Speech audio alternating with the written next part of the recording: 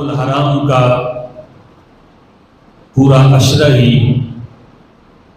ہمیں بے شمار شہادتوں کی یاد دلاتا ہے۔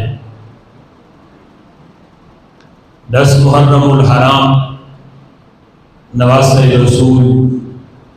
جگر گوشہ بطول سید الشہداء حضرت سیدنا امام حسین رضی اللہ تعالیٰ عنہ کی شہادت کا دن ہے، اور یکم محرم الحرام خلیفہ دوم امیر المؤمنین داماد بطول مراد رسول انتخاب رب ذوالجلال حضرت سیدنا فاروق اعظم رضی اللہ تعالی عنہ کی شہادت کا دن ہے۔ اسی مناسبت سے آج کے جمعۃ المبارک میں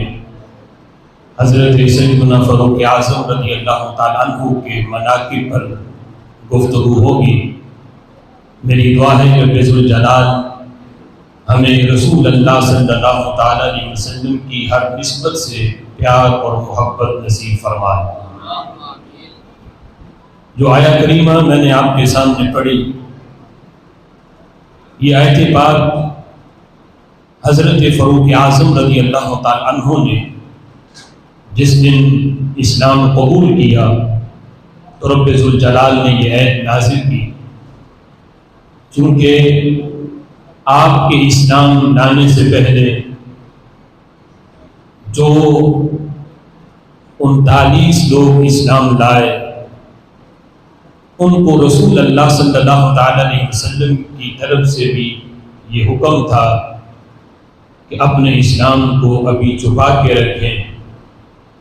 ابھی علل اعلان کعبۃ اللہ میں جا کے طواف کرنا اور جتنا قرآن نازل ہوا تھا اس قرآن کی تلاوت کرنا اور اپنے دینی معاملات کو اس انداز میں لوگوں کے سامنے رکھنا ابھی یہ منع تھا، اس لیے کہ جس کا اسلام ظاہر ہوتا اس پہ ظلم و ستم کیا جاتا۔ لیکن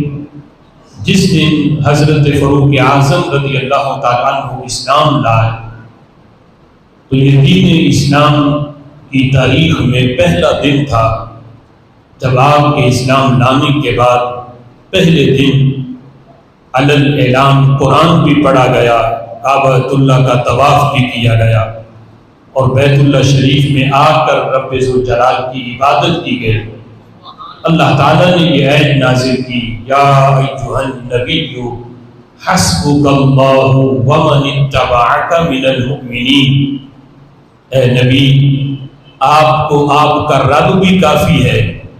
اور وہ مومنین بھی کافی ہیں جو آپ کی اتباع کر رہے ہیں، جو آپ کی اتباع میں ہیں وہ مومنین بھی آپ کو کافی ہیں